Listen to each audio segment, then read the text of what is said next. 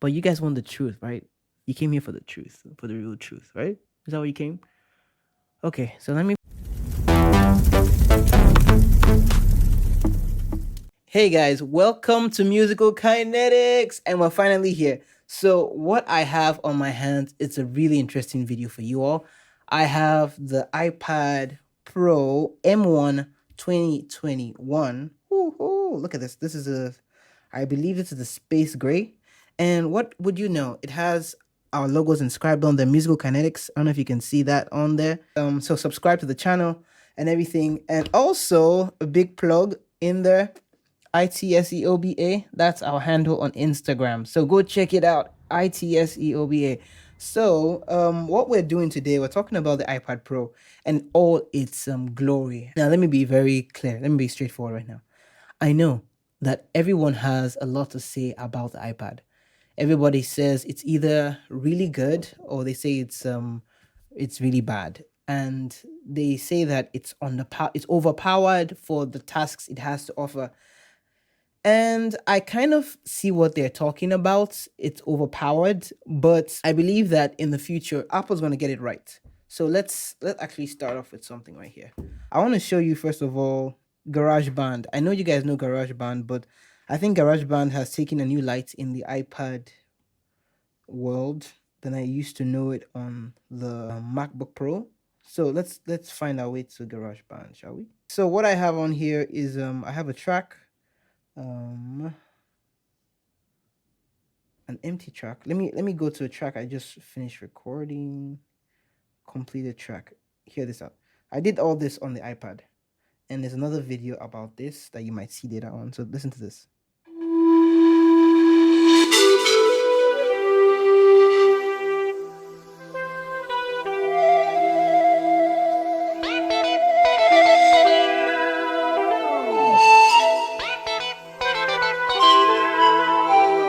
In case you're wondering, I got the flute sounds from the Roland Aerophone AE20. You're gonna see more about that on the channel, so let's keep going.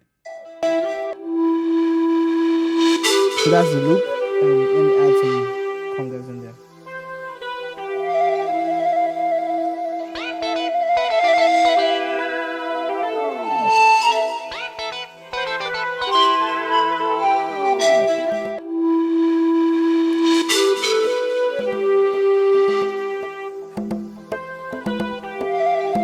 Add some drums. Add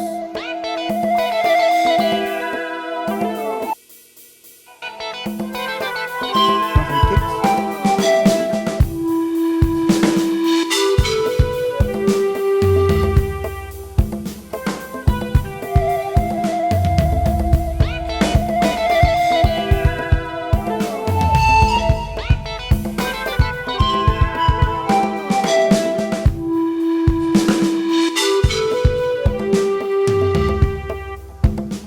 And just for your sake, let me add another instrument right now. I record some bass.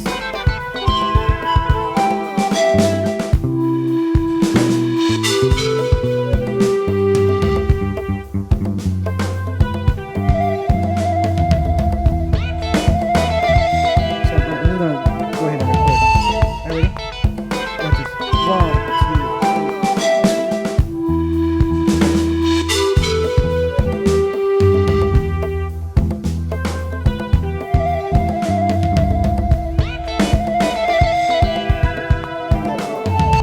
That should do that for there. I hope I actually got the loop. Let's hear it soloed.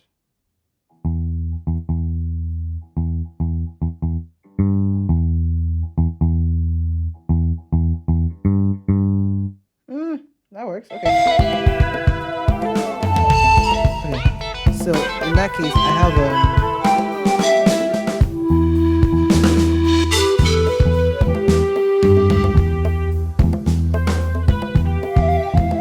okay, so you get the idea of what we're talking about there. So I'm here right now, but I can actually record any instrument I have. So I click the microphone button, and I come and click the tab. So look at this. I have strings. I have let's start from the beginning. I have an external, a third-party instruments. Then I have sound library. Then I have keyboard. Then I have drums, I have amps, I have an audio recorder, a strings and a bass and a guitar and a world and drummer like in everything else. So I want to go to the external because there's something I want to show you. External. So check this out. These are apps I have installed on the iPad. And these are third-party apps that GarageBand like incorporates into itself. So I got this iFretless some time ago. So iFretless. So check it out. It actually gives it a. So what I have here is this. This is an adapter, and ironically, it's a Samsung adapter, but it's a USB Type C adapter. So what this does is that it plugs right into the iPad. When you see this, plugs right in here. Now, I've connected my keyboard over here. So let me turn this a bit. So right now, what you're gonna be seeing is I don't want to get out of the shot. So if I do this.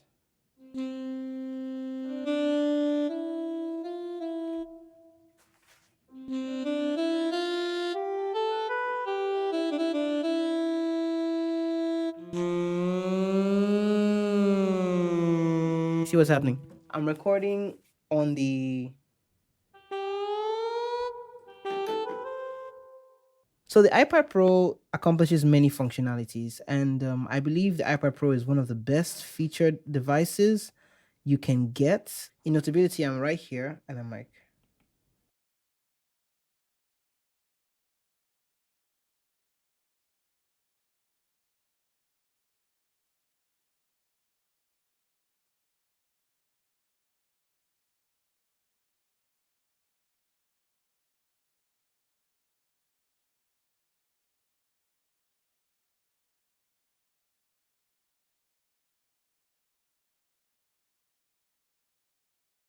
Okay, so I have that down. I have that recorded. I know you know a lot about the iPad Pro, but there's something that I actually just figured out recently that I think takes it to a new level. It's Lumafusion. This was edited solely on the iPad Pro. This is called Brotherly Banter. So we did this whole episodes. You can go check it out on the other channel, the Average African Kid podcast. So it's all on the channel. So yeah. Hey everybody, this is a new setup, very new setup, impromptu. You can tell. Yeah. I actually have the keys in the same.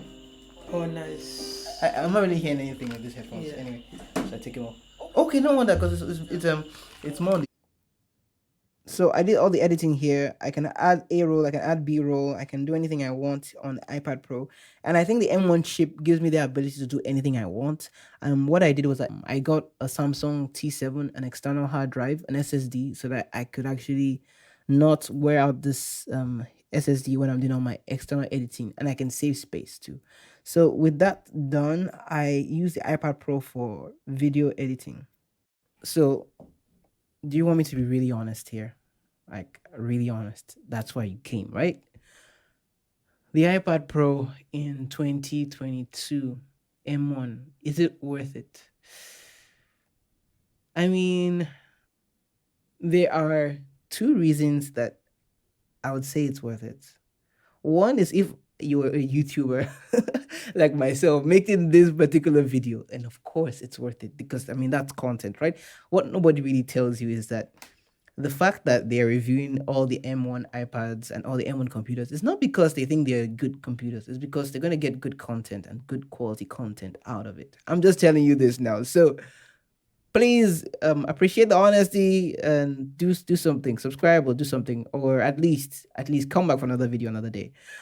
And the second reason the iPad Pro might be worth it is because I think that in the years to come, if Apple finally fixes all their issues, the M1 iPads are going to be I guess, the future. Because then, if, for example, now iPad OS 16 is coming and it has some issues, right? We'll talk about those issues later on. But what happens if the iPad Pro is fixed? If all the software issues are fixed and you get to a point where the iPad is actually performing well, what happens at that point? I don't need to use a MacBook Pro and any other device to do my video editing and audio editing. I have this slim package where I can just close it up, pop the pen on, and I'm good to go. And more importantly, I have a work and a schooling computer and a schooling textbook. Literally, I have like six to eight textbooks here right now. I have audiobooks here right now. And in school, this is going to be my notebook for classroom settings. Like, seriously, I have my notes taking app here. I have everything here. And you might be like, yeah, that's not unique to the iPad Pro. That's on every iPad. Yes, I know. But combined with the fact, the promise, it's all about a promise here. There's no reality. It's all about a promise of the future. Apple is promising us that in the future, if we stick with the M1 chip, they will make it worth our while. And that is the promise that you buy into if you decide to buy the iPad Pro or any iPad with an M1 chip on it. So, in all honesty, if today is the end of the world, it's not worth it to buy an iPad Pro with an M1 chip. But if you're looking into the future and you're hoping that iPad gets their act together, that iPad OS 16 is better than the reviewers have said, and if you're a reviewer like myself who needs to get customer and channel engagement, definitely get the iPad Pro. So, I yeah, if you have any ideas, I think I'm running out of ideas, but I know my second here, Ebube, is not running out of any ideas. We have a lot more ideas to go. So, yeah, take care. Bye bye.